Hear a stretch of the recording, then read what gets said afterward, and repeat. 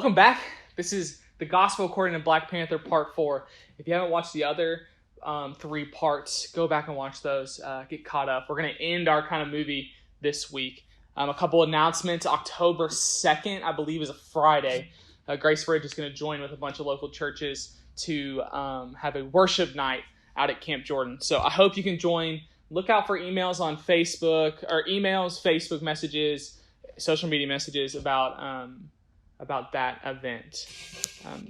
If this is your first time, again, I said go back and watch the other ones.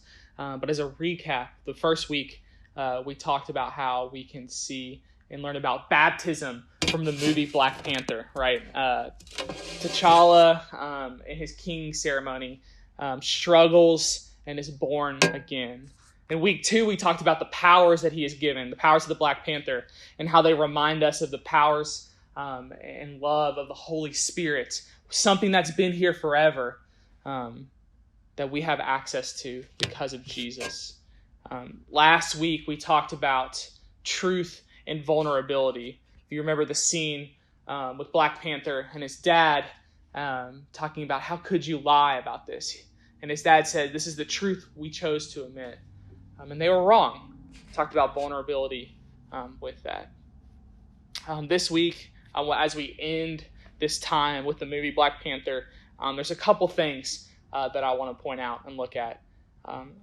One of those is this kind of language that is used when people talk about Wakanda. Right? You hear Martin. His name's Martin Freeman, but that's the actor's name. Agent Ross talk about this when he's interrogating Claw. Wakanda, what? This third world country, you stole all their vibranium. There's other scenes of this in Captain America Civil War, like Wakanda, what do you mean? Those people are nothing. They don't have anything. They're the poorest country in the world, right? I remember growing up talking about not judging a book by its cover. And I think that's especially interesting in this movie because Wakanda has chosen its cover. It's hidden itself. But no matter what, don't judge a book by its cover. In Matthew 7, I think it's 1, verses 1 and 2, Jesus talks about judgment, right? Judge not lest you be judged. It's the olden way that we used to say around here. Don't judge others, right? Forgive and live. How many of you have had moments where someone has judged you or your heart? Did you feel good about that? Do you remember a time where you met someone and judged them, and then when you got to know them a little better, your ideas changed and you realized you were wrong? Right?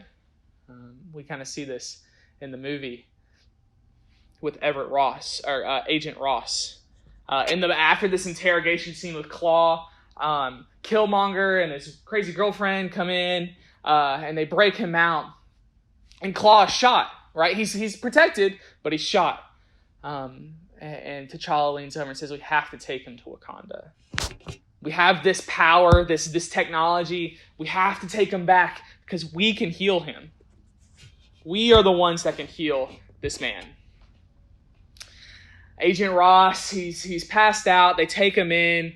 Black Panther's sister is like, you brought me another white man, which is a hint at the Winter Soldier that's also there if you want to get deep into the Marvel theories. But at the end, a couple scenes later, Agent Ross wakes up and he doesn't believe where he is. He doesn't believe that he got shot in the back that day and he was healed. Wakanda has this power, this great gift that he did not know about, and he judged them and could not believe. Matthew 7:1, right? Do not judge lest you be judged. At the end of the movie, this is kind of a short class today, but at the end of the movie, there's this really important scene that I think we can learn a lot about. We have T'Challa coming to the UN, the United Nations, trying to make an announcement. And I'm going to read this quote. He says, Wakanda will no longer watch from the shadows. We cannot. We must not. We will work to be an example of how we as brothers and sisters on this earth should treat each other. Now more than ever, the illusions of division threaten our very existence. We all know the truth. More connects us than separates us. But in times of crisis, the wise build bridges, while the foolish build barriers. We must find a way to look after one another as if we were one single tribe. If there's anything that I take away from this movie, it's this kind of last scene. After this announcement of Wakanda, T'Challa takes his sister Shuri back to Oakland, where the movie started, where they're going to tear down the building where their dad killed their uncle, where Killmonger was out playing basketball and came home and found his dad dead. They have purchased this building because they're going to make an outreach center. They're going to teach the world these life-saving technologies that no one believes they have, because we have more in common than we have that separates us. Oh, what a beautiful message of the gospel, right? A beautiful message of what church is meant to be. An outpost, a grounds where we can teach and share the lessons about Jesus and how to love one another. The wise build bridges, but the foolish build barriers. As you go about this week, next couple weeks, next couple months, during this whole pandemic, as we move forward in our life, keep that in mind. Think about it. Am I building walls or am I building bridges? What do I have to offer that I can share with someone else? We're all gifted in so many different ways. And we have something to offer. God has given us those powers. I also ask, where are your judgments? All right. What are those things that you kind of think about other people behind their back or say? How can you live a life like Jesus says, one without judgment? Guys, I hope you enjoyed this movie. I hope you sit down this week and watch it again and see all these amazing things, right? The entire creation calls out praises to God. And in every story, there's tidbits where we can remember the story of Jesus and grow in them. There's also ways we can share these stories and point them out to our friends and say, man, isn't Jesus good?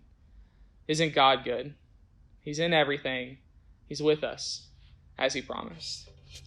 Go out this week. Work on your judgment, guys. That's what I'm trying to do. And also find ways to build bridges and to share the wonderful gifts that Christ has given you to those around and help them find the gifts that they have been given. God bless. I hope you have a wonderful week. We'll have some different kind of class next week. Be on the lookout for that worship, information about that worship and upcoming youth group events. Peace.